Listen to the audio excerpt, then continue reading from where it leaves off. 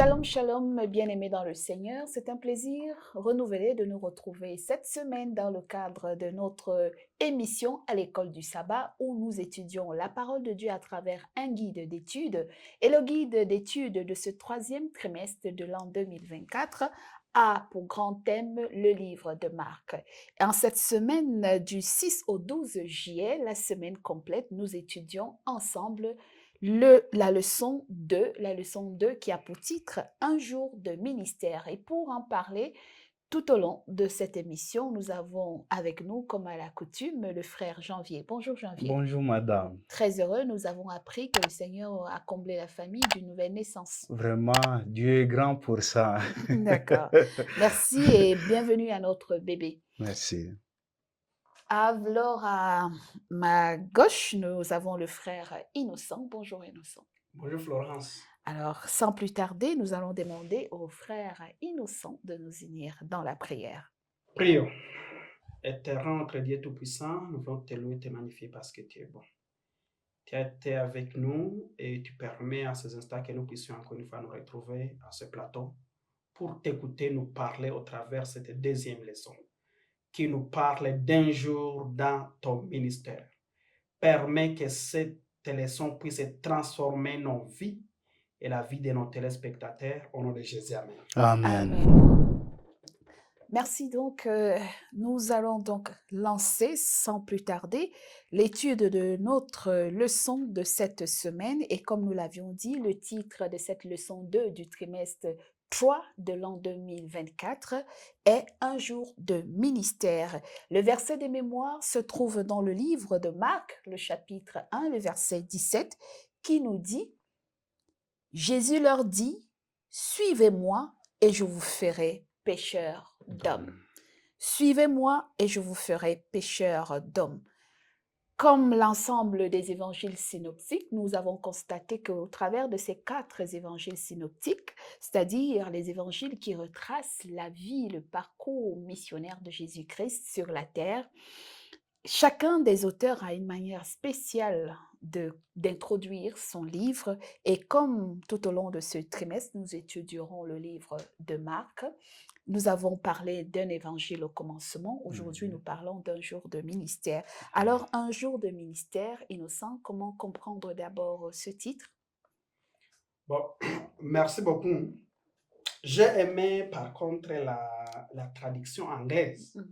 Dans la leçon anglaise, on a parlé « a day in the ministry of Jesus ».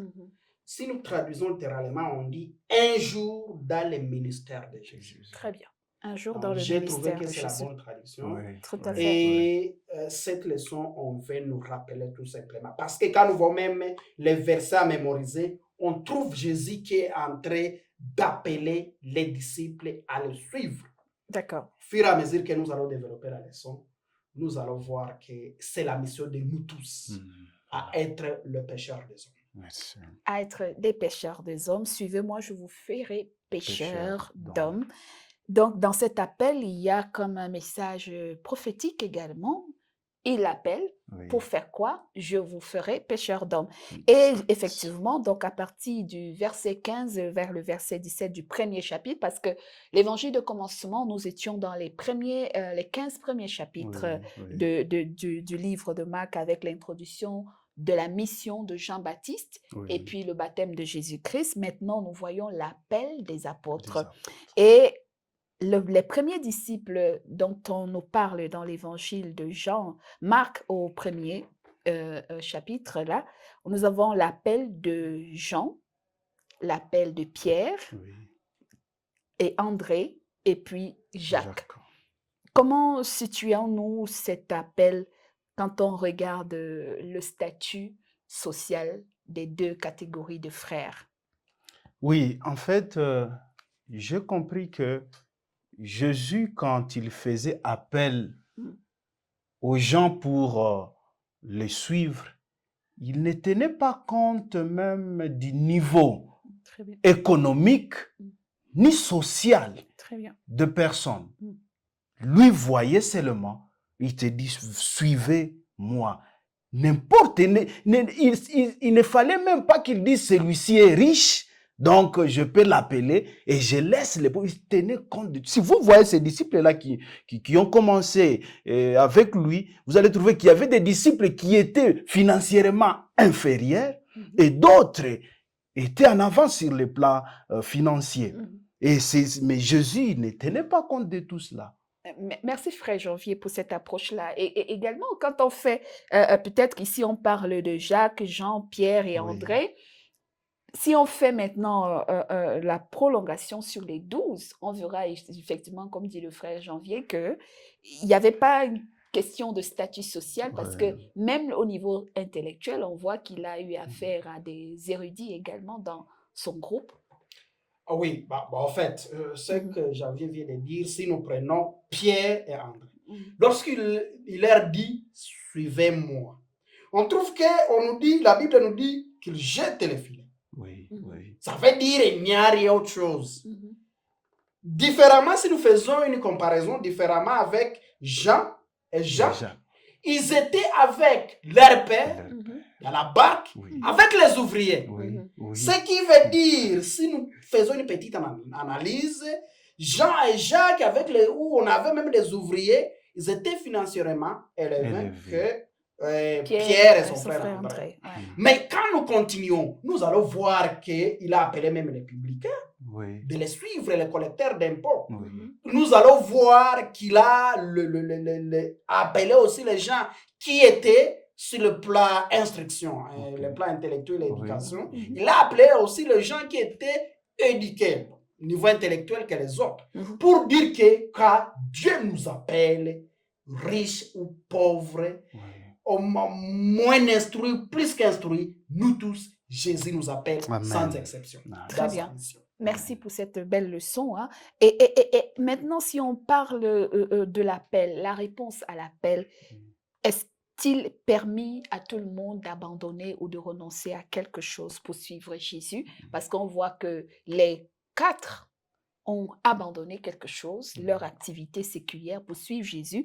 Est-ce que l'appel à suivre Jésus demande automatiquement d'abandonner ou de renoncer à quelque chose, Janvier? Oui, exactement. Quand Jésus nous appelle, parce que comme le frère Innocent l'a dit, la mission ou l'appel de Jésus concerne toute catégorie de personnes. Et quand Jésus nous appelle, ça dit qu'il a besoin que nous puissions abandonner quelque chose, juste pour sa mission. Que ce soit par exemple ma façon de vivre que moi je croyais être plus précieuse. Il faut quand Jésus m'appelle que j'abandonne cet état que moi je croyais peut-être précieux et suivre Christ. On ne dit pas seulement que j'abandonne par exemple le travail, non. Mais on me dit peut-être d'abandonner ma façon de penser, c'est-à-dire ma vie de tous les jours. Que j'abandonne ce que moi je croyais être plus meilleur chez moi, juste pour la cause de qui? De Christ. Merci beaucoup. Alors, frère Innocent, un ajout sur ça? Oui, je vais ajouter un élément. En fait, quand on suit Jésus, même Jésus dit, si vous voulez me suivre, transportez votre croix. Transporter la croix, ça dit beaucoup de choses. Ce n'est pas une chose qui est aisée. Ça veut dire quand on suit Jésus, on doit avoir quelque chose qu'on doit abandonner. Pourquoi? Parce que notre état, même David, il a dit que nos penchants nous tendons vers des choses qui ne sont pas bonnes, qui ne cadrent pas avec la volonté de Dieu. Et donc, quand nous décidons de suivre Jésus, c'est vrai, ces gens-ci, ils ont laissé le travail, qui n'est pas mauvais, mais aussi sur le plan spirituel, il y a d'autres choses qui ne cadrent pas avec la volonté de Dieu qu'on doit laisser pour suivre Jésus. Très bien. Donc, il ne s'agit pas seulement d'abandonner un statut social ou un travail, il y a aussi l'abandon de caractère à se soumettre aux ordonnances de Dieu. C'est très important. Et maintenant, dans le cheminement de la suite de cette histoire, nous allons voir dans la suite du livre de Marc, effectivement, Jésus va accomplir un certain nombre de phénomènes extraordinaires. On appelle ça les miracles. Et puis, nous avons surtout le récit du miracle à partir peut-être du verset 21, 21, où on oui, nous raconte oui, que pendant que Jésus est en train de mm, prêcher dans la synagogue, au oui, temple, un jour de sabbat, il y a également une personne parmi les fidèles qui va exprimer sa possession démoniaque. Il y a oui, un démoniaque qui va se manifester et Jésus, il y aura un entretien entre le démon et Jésus. Innocent, comment comprendre cet entretien entre... D'abord, comprendre que dans la présence des enfants de Dieu, il peut exister des possédés, des démoniaques, et que Jésus entretienne donc cette conversation avec le démon qui, lui, révèle à l'auditoire de Jésus oui, qui est oui. Jésus. Comment se retrouver dans cette expérience à la place de Jésus? Bon, merci beaucoup. Je crois aussi ça, c'est un grand enseignement pour nous. Oui, De savoir que nous sommes dans un monde pécheresse, Mm. avec le péché. Et le prince de ce monde, c'est Satan. Mm. Imaginez-vous dans la synagogue, mais qui est quelqu'un en possession des démons. C'est quand même une interpellation pour nous. C'est pourquoi la Bible nous dit prier sans cesse. Parce que Satan rôde comme un lion rugissant jusqu'à entrer même dans la synagogue. Alors, ça, c'est quand même piquant de voir aussi, mais quelque chose encore, nous avons parlé ça dans la première leçon, oui, oui, parce que quand nous avons, comme le présentateur l'a dit, cette leçon, la première, c'est le chapitre 1, premier verset au 15e verset, nous parle de qui est Jésus. oui, Et là, à partir du 16e verset, nous voyons Jésus lorsqu'il commence à appeler les gens. Mais on trouve quand même les démons qui connaissaient Jésus, même dans la synagogue. C'est pourquoi même dans des versets, on nous a dit que Jésus ne permettait pas que les démons dévoilent qui il est, qui il est. parce qu'il connaissait que les démons lui connaissaient. Effectivement, les démons, ils sont sous l'instruction de Satan. Et Satan connaissait réellement qui est Jésus. Et dans sa manière de faire les choses, il pouvait faire en sorte que les secrets, ce n'était pas encore l'heure de dévoiler Jésus, n'était pas encore venu. C'est pourquoi Jésus ne voulait pas. Alors, la conversation qui a existé entre les démons et Jésus. Oui. Bon, effectivement, Jésus, c'est un Dieu, mais il donnait aussi l'ordre. Oui. Parce que dans la leçon, nous avons vu que c'est un ordre que Jésus a donné à ces démons de sortir. D'abord de se taire pour Oui. ne pas dénoncer qui il est, et puis de sortir du corps qu'il possédait. Oui. Voilà. Donc, on comprend que même étant dans la communauté des croyants, il n'est pas exclu que nous ayons parmi nous des possédés. Oui, Et nous sommes oui. dans la ville de Capernaum, et on verra à la suite de cet exercice qu'après la délivrance du démoniaque dans le temple, Oui. Jésus va encore faire un autre miracle. Il va se rendre après le service de culte Oui. dans la synagogue. Ils vont partir chez Chez Pierre. Pierre.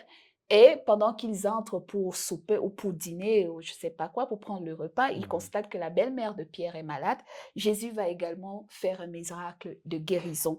Alors, après, et la belle-mère va servir, elle va leur apporter le repas. Et on nous dit que plus tard dans la soirée, les gens sont venus de partout de la ville avec des possédés, des démoniaques et des malades pour que Jésus apporte la guérison à ces personnes. Quelle est donc la place des miracles dans le ministère de Jésus, frère Janvier?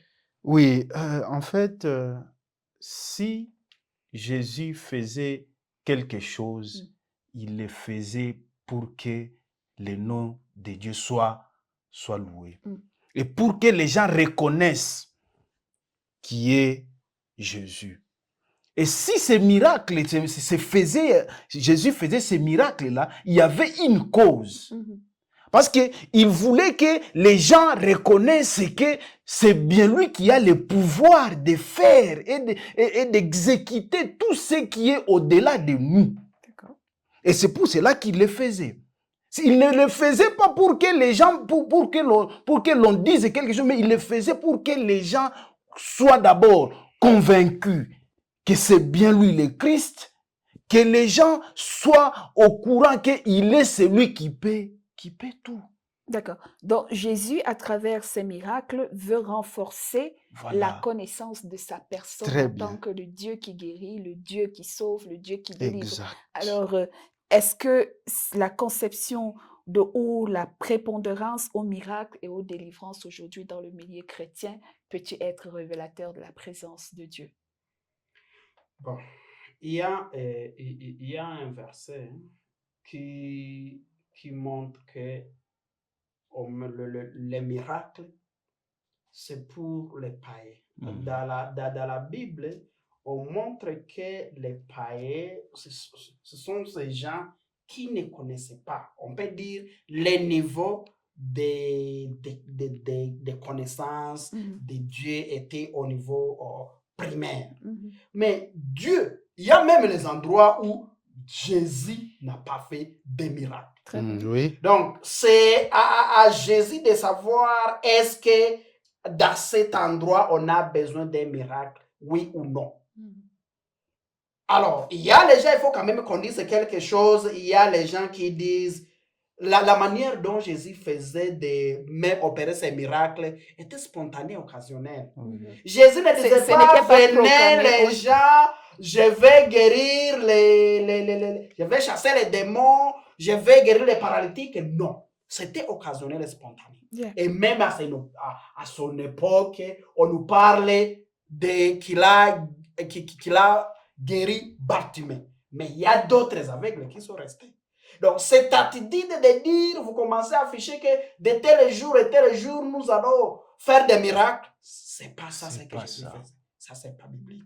Bien évidemment, il n'est pas exclu que dans des rassemblements à chrétiens qu'il y ait des miracles, mais c'est Dieu qui décide quand ou comment. Ce n'est pas à lui-même de dire, venez, on va guérir le prêt, je sais pas, les paralytiques vont marcher. C'est pas dans cette approche où Jésus nous a invités à le faire.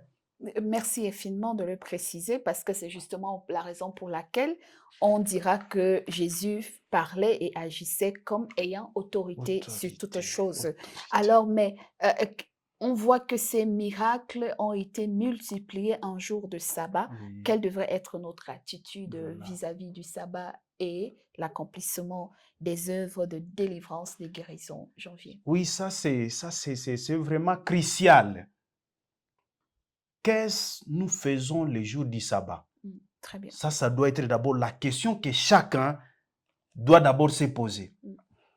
Si Jésus est le maître du sabbat, cela prouve que toute personne qui observe le sabbat doit faire ce que le maître était en train de faire. Parce que quand vous voyez, quand ils étaient partis chez Pierre, ils sont partis juste pour une communion. Pas seulement une communion de la parole, mais il y avait aussi une communion par rapport aussi au repas. Voilà. Et en plus, si nous voyons la façon dont Jésus travaillait les jours du sabbat, c'était pour juste guérir, soulager les maux. Les douleurs, ouais. Et c'est ça ce que nous aussi nous sommes appelés à faire. Nous qui sommes en train d'observer ou de respecter les jours du sabbat, nous devons aussi suivre l'exemple du Maître, la communion fraternelle.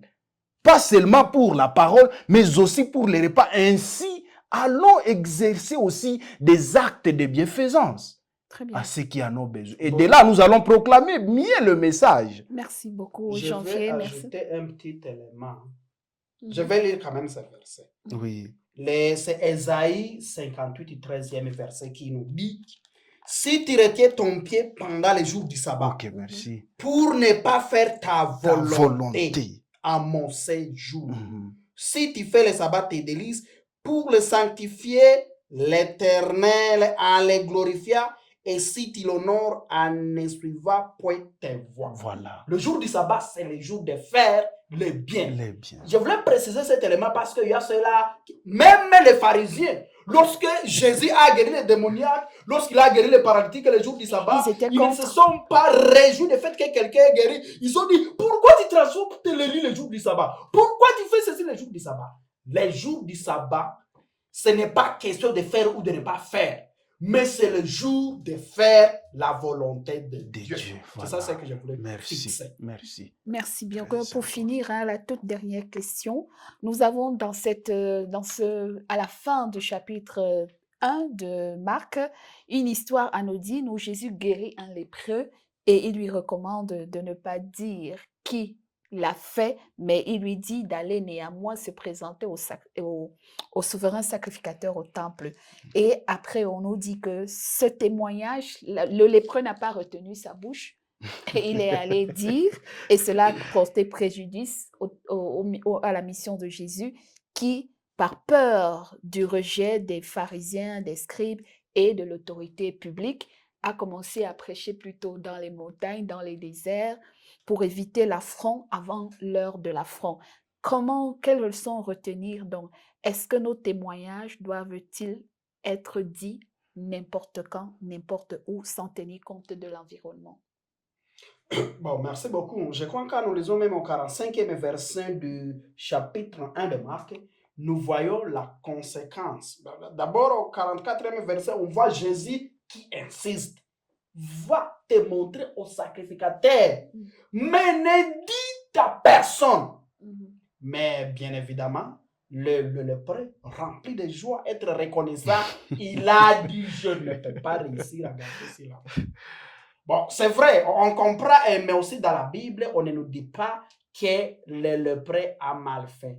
Mais quand même, on nous montre cet acte, c'est que ça a causé. Parce que dans beaucoup d'endroits, Jésus disait, mon heure n'est pas encore venue, pour montrer que lui, il était méthodique. Il savait quand est-ce que je dois me faire connaître. Même au démon, il ne le permettait pas de dire pour ne pas le dévoiler avant le temps. Donc, c'est aussi, on nous met en garde d'être prudent. Lorsque nous évangélisons, d'être tout simplement prudent, savoir quand dire la vérité et comment. Très bien, merci. Dernier mot, Janvier, pour clôturer. Oui, le dernier mot par rapport à la leçon ici est de voir la façon dont Jésus était en train de réussir dans sa mission. Jésus était un homme de prière. Et c'est pour cela que les gens disaient, il parle comme ayant l'autorité. Parce qu'il demandait tout auprès de qui? De son Dieu. Père par la prière. Et aussi, nous qui connaissons Jésus, il ne suffit pas seulement que nous connaissons Jésus, mais la meilleure des choses, c'est de suivre ce Jésus-là et faire ce que ce Jésus veut que nous puissions faire, tout en reconnaissant ce que lui a fait pour nous. C'est ça ce que je voulais seulement ajouter. Très bien dit, merci à tous les deux. Et qu'est-ce qui faisait donc la puissance du ministère de Jésus? Dans ce même chapitre, Marc nous dit que après avoir accompli les miracles, même tard jusque dans la nuit, et que tout le monde allait se coucher, au petit matin, Jésus se retirait tout seul pour aller prier en présence de Dieu. Et c'est pour cela que quand il revenait chargé de la bonté de Dieu, il pouvait toucher même les lépreux qui étaient considérés comme des gens impurs avec qui il ne fallait pas avoir contact. Mais la puissance dont il se revêtait dans la prière lui permettait de toucher tout type de maladie, tout type de personnes, et de délivrer tout type de démoniaque et d'accomplir autant de miracles possibles. Alors pour nous, aujourd'hui, qui cherchons également la puissance de Dieu, où puisons-nous notre puissance et notre autorité spirituelle? Est-ce l'exemple de Jésus ou bien nous faisons recours à d'autres forces ou à d'autres voies? Le ministère de Jésus nous parle, que chacun de nous revise ses voies. Merci donc d'avoir écouté cette leçon avec nous. Un jour de ministère, le frère Janvier va nous unir dans la prière. Du haut des cieux, notre Père, que tu sois loué parce que à chaque moment, à chaque minute, nous ne cessons toujours d'observer, de voir ta protection, oh Dieu. Tu as permis que nous puissions encore écouter et parler de cette parole si forte, oh Dieu, où tu nous appelles chacun à reconnaître ce que Christ a fait pour lui et aussi revenir et accepter son appel, oh Dieu. Permets que ton Esprit Saint puisse parler à toute personne qui va nous écouter. Que nos voix soient anéanties, mais que seule ta voix, oh Dieu, puisse toucher le cœur de tes enfants et que tes enfants puissent répondre à ton appel pour juste l'évangélisation. Au nom de Jésus, Amen. Amen. C'était dans notre deuxième leçon de l'école du sabbat de ce troisième trimestre. Un jour de ministère, partagez, laissez-nous vos commentaires, aimez sur notre compte YouTube. Au revoir et à la semaine prochaine, s'il plaît à Dieu.